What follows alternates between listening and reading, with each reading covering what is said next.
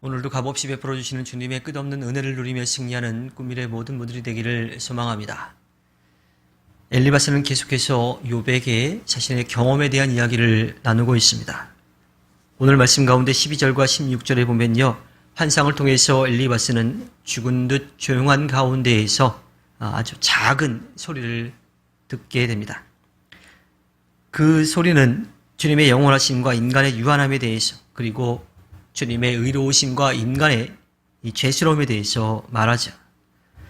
그 음성을 들을 때 엘리바스는요, 뼈가 흔들릴 정도로 두려움과 떨림에 압도되었습니다. 그리고 그 음성은 악몽처럼 그를 계속해서 괴롭혔지요. 주님이 어떠한 분이신지, 또 우리가 어떠한 존재인지를 알게 되면 주님의 말씀, 또 주님이 행하시는 그 일들 가운데 우리는 두려움에 압도되게 마련입니다. 하지만 엘리바스가 지금 듣고 욥에게 전하고 있는 이야기가 과연 주님의 음성인지 아닌지는 우린 다시 한번 좀 생각해 볼 필요가 있습니다.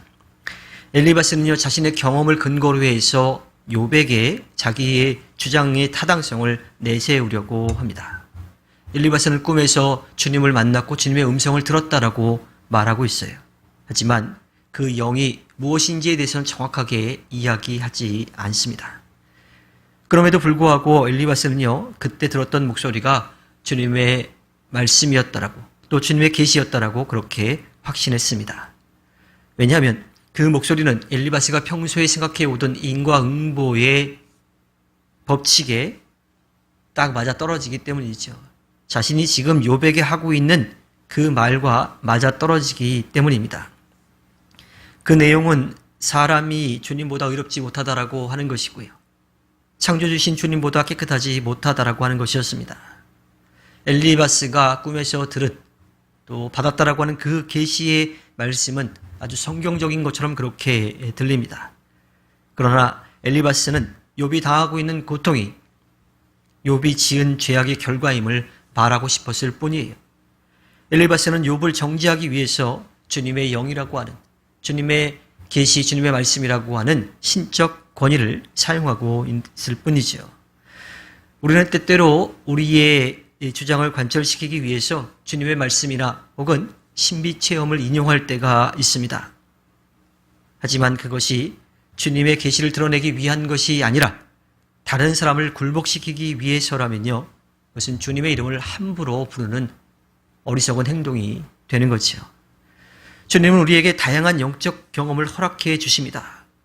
그러한 영적 체험을 통해서 우리의 믿음이 잘 자라나기도 해요. 또 주님의 말씀을 확신하게 되기도 하지요.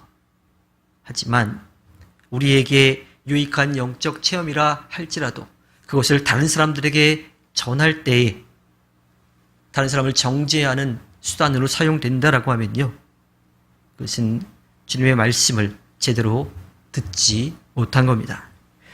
자신이 경험한 신비한 일을 근거로 다른 사람들을 설득하려고 하는 것은 아주 위험한 일이에요. 특별한 경험을 했다라고 하는 이유로 우월감을 느끼는 사람들을 조심해야 됩니다. 그 어떤 영적 체험보다도 살아계신 주님의 말씀을 넘어설 수 없기 때문이죠. 주님의 말씀만이 영적인 거고요, 또 우리가 믿어야 할 것입니다. 주님의 말씀에서 얻은 통찰력과 지혜로 참과 거짓을 온전하게 구분할 줄 아는 지혜가 필요합니다. 또 내가 가진 것, 내가 경험한 것, 내가 했던 그 일들을 통해서 내 자신을 드러내고 다른 사람들을 정죄하려고 한다면 그것은 결코 주님의 계시나 혹은 주님이 주신 영적 신비한 체험이 아니게 되어버립니다. 엘리바스는 계속해서 자기의 주장의 타당성을 이야기하기 위해서 욥에게 그러한 정죄의 말들을 계속해서 쏟아내고 있지요. 우리도 우리의 경험과 지식이라고 하는 것을 조심스럽게 내려놓아야 하고요, 또 나에게 주신 그런 영적 체험에 대해서는 기뻐하고 그것을 통해서 주님 앞에 더 가까이 나아가야 하고, 다른 사람들의 부족한 점을 위해서 기도하며 나아가야 합니다. 주님께서 허락해 주신 오늘 하루를 살아갈 때에 우리의 경험과 지식을 내려놓고 주님의 말씀에 귀를 기울여 듣고 깨달아서 삶으로 주님의 뜻을 이루어가 주님께 기쁨을 드리는 꿈미래 모든 분들이 되기를 주님의 이름으로 부탁드립니다. 기도하겠습니다.